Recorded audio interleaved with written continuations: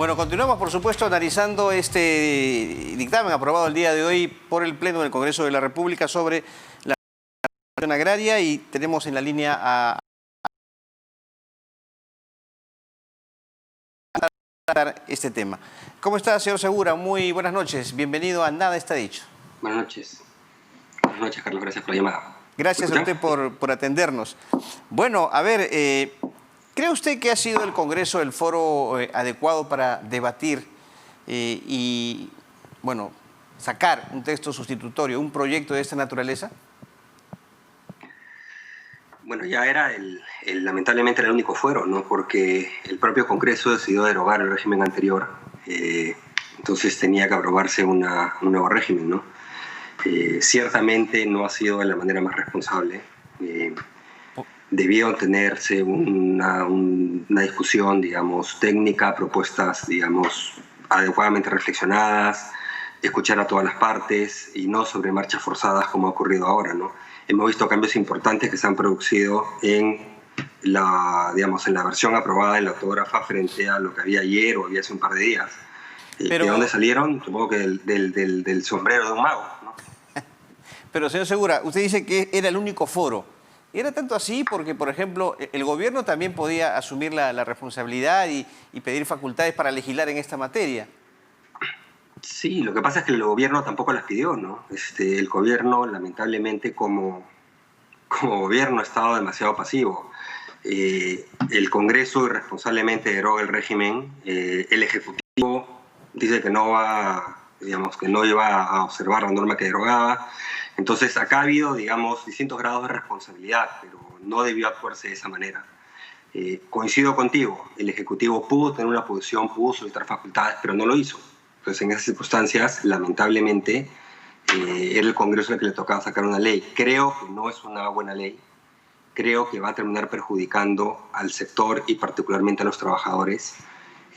Hay múltiple evidencia de esta situación en otros sectores económicos, determinar condiciones laborales, remuneraciones que no se condigan con, digamos, la productividad del sector. Lo único que hacen es generar informalidad, reducen empleo. Bueno, veremos qué va a ocurrir. El Ejecutivo también tiene nuevamente... Tenemos algunos problemas para escuchar a Alonso Segura, problemas con la señal, ex ministro de Economía. Vamos a mejorar, por supuesto, esta comunicación. Es muy importante lo que él está comentando en estos momentos. Vamos a ver si ya tenemos la... ¿Me escuchan? Sí. Señor Segura, ahora sí, tenemos algunos inconvenientes, pero ya los hemos superado. Nos comentaba usted que había algunos aspectos del texto sustitutorio que le hacían concluir de que no era una buena ley. Repasemos el tema de la remuneración básica en el sector agrario.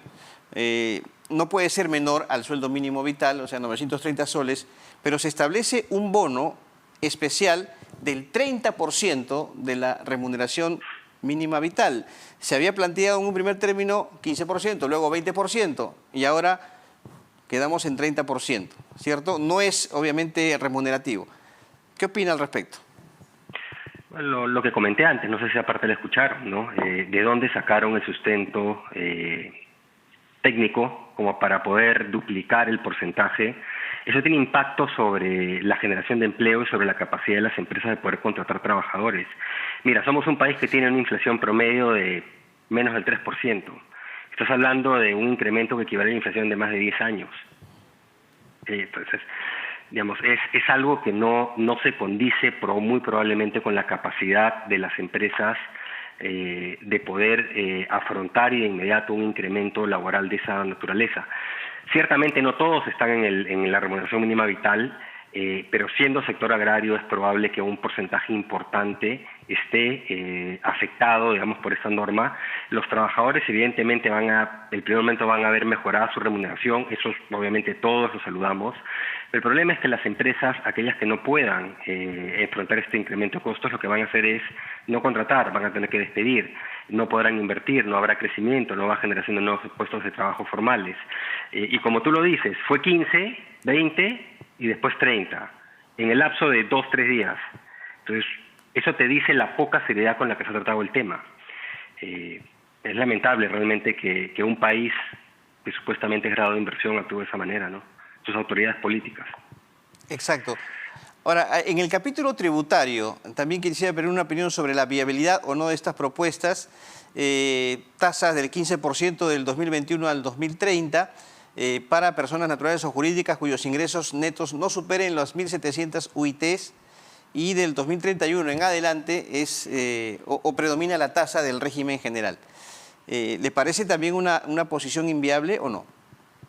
Hay dos problemas con eso, digamos. En el sector agrario yo creo que ya correspondía a un retiro gradual de la exoneración tributaria, habida cuenta que ya había ido una mejora, digamos, y un desarrollo del sector. Ajá.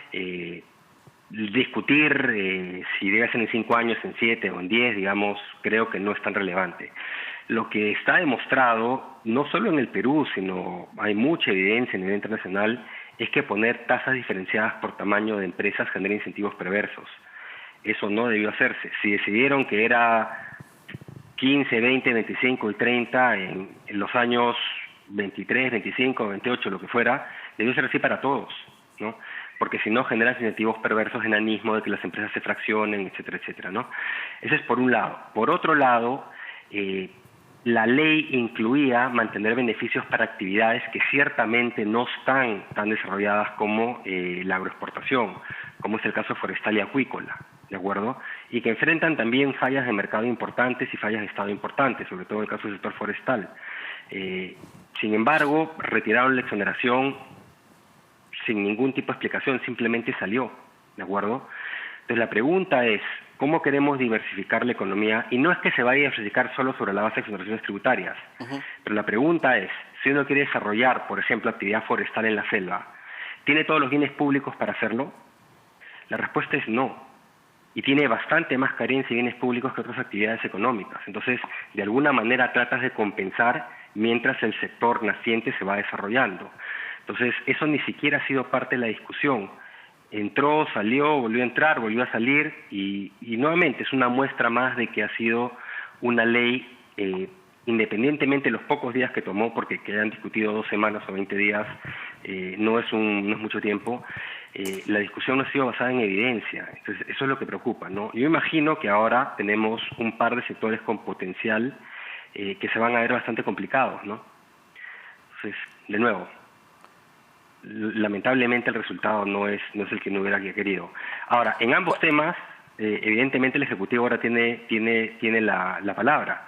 El Ejecutivo va a observar y va a hacer planteamientos alternativos, va a pedir facultades delegadas o simplemente va a bailar el mismo tango que el Congreso. Debería ahora observar la a su responsabilidad criterio. regresa, ¿no? Mira, si yo fuera ministro de Economía, yo diría que se tiene que observar. Y esto es porque perjudica principalmente a los trabajadores, o empezando por los trabajadores. Y esto ya lo hemos vivido. ¿Por qué crees que tenemos en el país 75% de informalidad? Por normas como esta que fijan, digamos, llámale como quieras, compensaciones, requisitos acá, cuando la productividad está por acá. Ciertamente hay incumplimientos, ciertamente se tiene que fortalecer la fiscalización, nadie quiere que haya abusos, pero cuando no hay un correlato entre la generación, digamos, de valor de parte de las empresas, de parte de los trabajadores y las cargas que se les imponen, lo único que se hace es se destruye la actividad económica, ¿no? Y se evita que se genere empleo. Entonces eso es lo que preocupa. Vamos a ver qué ocurre, pero nuevamente ahora la pelota pasa a cancha del Ejecutivo y el Ejecutivo tendrá que pronunciarse, pues, ¿no? Claro, usted ha criticado el accionar del Ejecutivo en este conflicto social. La presidenta del Consejo de Ministros ha manifestado lo siguiente en sus redes sociales, que no es una norma que satisface a todos, pero es un paso. El país requiere de estabilidad para continuar con su recuperación. Todos debemos poner a nuestra parte para seguir en este camino. ¿Qué le parece esta reacción? ¿Muy débil? Sí. Bueno, ¿qué te puedo decir? Voy a ir específicamente a las palabras que usa. Es un paso. La pregunta es en qué dirección. Claro. Si para atrás, para adelante, para el arranco. Entonces, de nuevo, yo creo que el Ejecutivo no tiene claridad. El Ministerio de Economía ha asentado ciertas posiciones, creo que no todas las que debiera. Ha faltado ciertamente un rol más activo de parte del Ejecutivo, pero de nuevo ahora la pelota regresa a su cancha.